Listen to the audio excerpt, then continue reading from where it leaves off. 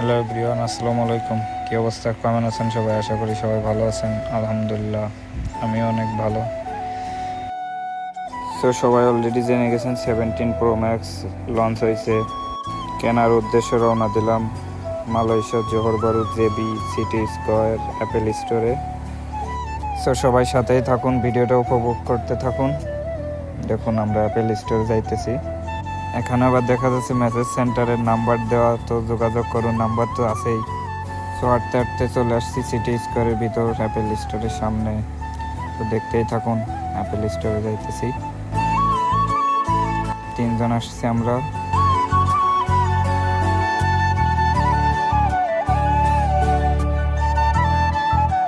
তো দেখাই যাচ্ছে ওই যে চলে আসছি সামনে আমাদের।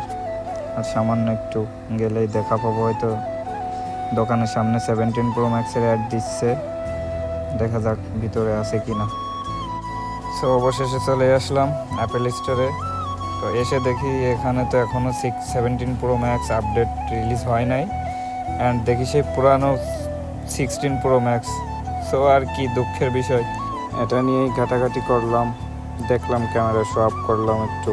আর অলরেডি দেখতে পাচ্ছেন আমার হাতেও 16 Pro Max আছে অলরেডি। ও মূলত আসছিলাম এক্সচেঞ্জ করার জন্য, বাট রিলিজ এখনও হয় নাই। তো আর কি, ইনশাল্লাহ 17 Pro Max লঞ্চ হলে আমারটা 16 Pro Max দিয়ে এক্সচেঞ্জ করে নিব। 17 Pro Max লঞ্চ হওয়ার আগেই 16 Pro Max-এর দাম অনেকটা কমে গেছে।